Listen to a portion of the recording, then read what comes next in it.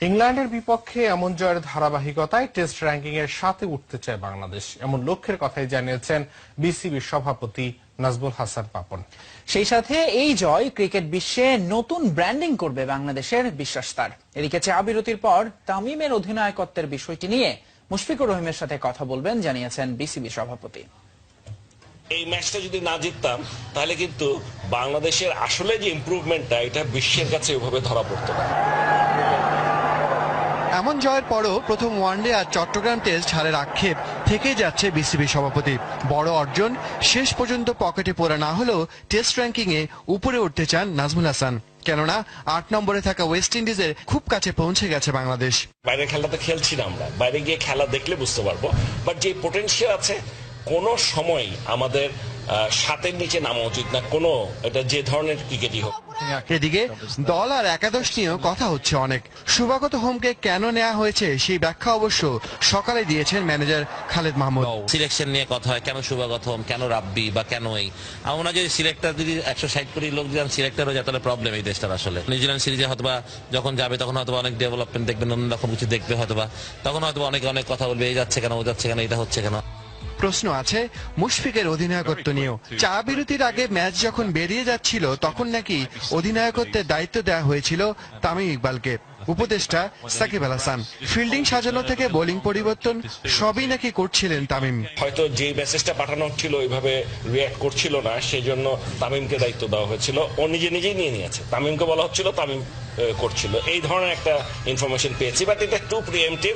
আমি শুনেই বলেছি যে let me talk with Mushfiq first. খেলতে আসা রিভার্স সুইং নিয়ে আরো বেশি কাজ করার পরিকল্পনা আছে বোর্ডের। সেই সাথে মিরপুর টেস্ট জয়ী দলকে উৎসাহিত করতে বোনাসের ঘোষণাও আসছে খুব শিগগিরই। টেস্টটা হেরে বুকে যে ব্যথা দিল, যার জন্য আমার ডাক্তারের কাছে যেতে হলো। তাহমিদ আহমেদ, যমুনা স্পোর্টস, ঢাকা। এদিকে ঢাকা টেস্ট ইংল্যান্ডের বিপক্ষে মেহেদী হাসান মিরাজের অভূতপূর্ব সাফল্যে খুশির জোয়ার বইছে তার বেড়ে ওঠা শহর খুলনাতেও। প্রতিদিন তার বাড়িতে আসছে শত শত ভক্ত আর আত্মীয় স্বজন। তার ছোটবেলার কোচ আল মাহমুদ কিংবা বাবা জালাল হোসেন প্রত্যেকেই অপেক্ষা করছিলেন মিরাজের এমন সাফল্যের জন্য। খুলনা ব্যুরো থেকে পাঠানো তথ্য এবং ছবিতে ডেস্ক রিপোর্ট। চট্টগ্রাম টেস্টে অভিষেকেই 7 উইকেট পেয়েছিলেন, তবে দলের হার এড়াতে পারেননি। কিন্তু ঢাকায় শুধু 12 উইকেট নিয়ে জয় নয়, 139 বছরের টেস্ট ইতিহাসই লিখলেন নতুন করে। প্রথম 4 ইনিংসের 3টিতেই 6টি করে শিকার ধরার নতুন রেকর্ড গড়লেন খুলনার তরুণ মেহেদী হাসান মিরাজ। মিরাজের এমন সাফল্যের পর খুলনা মহানগরীর খালিশপুরের বিআইডিসি রোডের বাসায় এখন চলছে আনন্দের বন্যা। ভক্ত, প্রতিবেশী, আত্মীয় স্বজনরা তার বাড়িতে আসছেন দলে দলে। কেউ বা এসেছেন জয়ের মিষ্টি খেতে, আবার কেউ বা নিজেই মিষ্টি এনে পরিবেশন করছেন সকলের মাঝে। সে ম্যান অফ দ্য সিরিজ হয়েছে, ম্যান অফ দ্য ম্যাচ হয়েছে, আমরা খুবই আনন্দিত। প্রত্যেকে যেটাকে ভালোবাসে এটা মানে বুঝে বলা যাবে না, এটা শুধু মিরাজের পক্ষেই সম্ভব। ভবিষ্যতে যে সে যেন আরো ভালো ভালো ম্যাচ খেলতে পারে সেজন্য তার প্রতি আমাদের দোয়া এবং শুভকামনা রইল।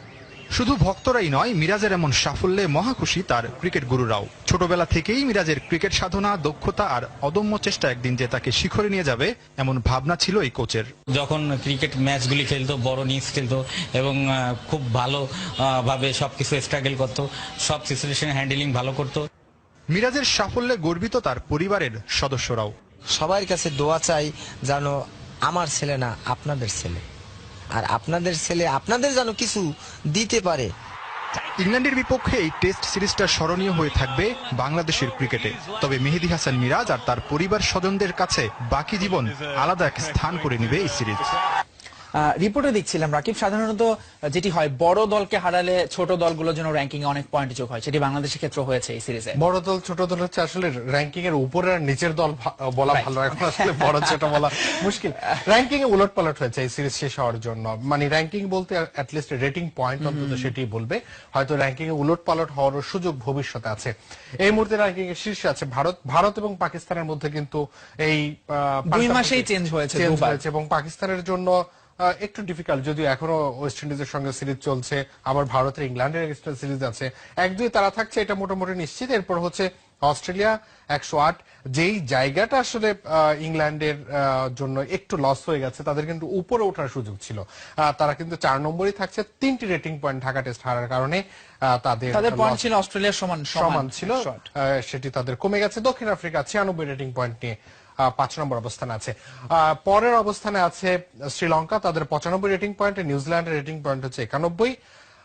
8 নম্বরে থাকা ওয়েস্ট ইন্ডিজ রেটিং পয়েন্ট হচ্ছে 67। যদি পাকিস্তানের সঙ্গে চলমান টেস্টে তারা হোয়াইট ওয়াশও হয়, তাদের কিন্তু আসলে নিচে আটেই থাকছে, 8ই এক থাকছে, পয়েন্ট কমবে। 1 পয়েন্ট কমবে, সেক্ষেত্রে 66 হবে rating point.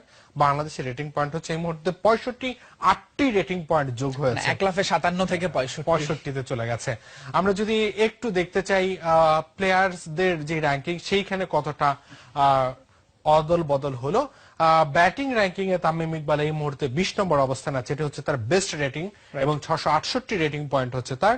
Mominul Haque 26 rating point এবং সাকিব আল হাসান 603 রেটিং পয়েন্ট নিয়ে 27 নম্বর আছেন। মুশফিকুর রহিম 513 রেটিং পয়েন্ট নিয়ে 45 এবং মাহমুদুল্লাহ রিয়াদ 503 রেটিং পয়েন্ট নিয়ে 49 নম্বর আছেন। একটু যদি বোলারদের র্যাঙ্কিংটা দেখানোর চেষ্টা করি, সবার উপরে আছেন সাকিব আল হাসান 672 রেটিং পয়েন্ট তার। মেহেদী হাসান মিরাজ, এটা হচ্ছে একটা রেকর্ড, 663 রেটিং পয়েন্ট নিয়ে প্রথম সিরিজ শেষেই র্যাঙ্কিং এ 33 নম্বরে এসেছে। অসাধারণ। তাইজুল ইসলাম, তার অবস্থান হচ্ছে 37 নম্বরে। পরের দুজন অবশ্য কোনো বোলিং করেন, জুবাইর হোসেন লিখন তো এই টেস্ট সিরিজেই ছিলেন এবং মাহমুদুল্লাহ রিয়াদকে আমরা খুবই অকেশনাল বোলার হিসেবে দেখেছি। মাহমুদুল্লাহ রিয়াদের এই মুহূর্তে রেটিং অবস্থান হচ্ছে 61। বাংলাদেশের ক্যাপ্টেন কিন্তু বলছিলেন যে এই এরকম জয় আমরা সবসময় পেতে চাই, Right. এর ফলে কিন্তু র্যাঙ্কিংও এরকম আমরা প্রায় দেখবো সেরা 10-এ বাংলাদেশের কেউ না কেউ।